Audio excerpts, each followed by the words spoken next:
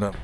Bonjour monsieur. Présentez-vous s'il vous plaît. Je m'appelle Uli Rogers et je suis la directrice des programmes francophones en Afrique de l'Ouest pour le National Democratic Institute. Ce matin, vous êtes à Bamako dans le cadre d'un atelier. Cet atelier est intitulé « La réforme du secteur de la sécurité dans l'espace du Liptako Gourma ». Pourquoi une telle initiative? Comme vous le savez certainement, le NDI travaille sur cette problématique depuis plusieurs années avec nos partenaires et force est de constater que malgré les efforts nationaux et internationaux, la situation sécuritaire reste fragile à travers toute la sous-région. Donc nous avons pris cette initiative pour faciliter d'aller de la théorie vers la pratique. Qu'est-ce qu'il faut faire concrètement pour réunir les acteurs, pour pouvoir apporter des réponses aux défis sécuritaires?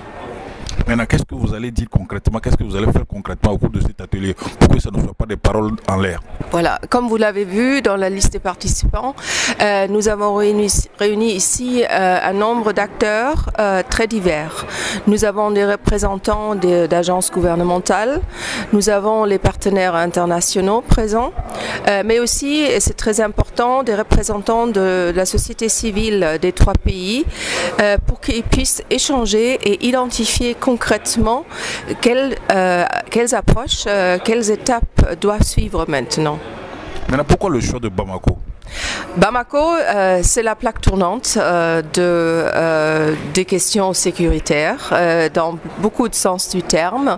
Et sur un plan tout à fait pratique, nous avons un bureau ici, le NDI, à Bamako depuis des années, avec une équipe absolument formidable, donc le choix pour nous était naturel.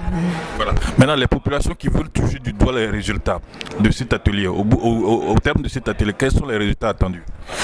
Comme on l'a expliqué au départ, cet atelier n'est qu'une étape intermédiaire. Il y a un travail de recherche qui se fait par une équipe de chercheurs qui sont allés sur le terrain faire des interviews avec les acteurs, y compris les populations. Ils ont présenté ce matin leurs conclusions préliminaires.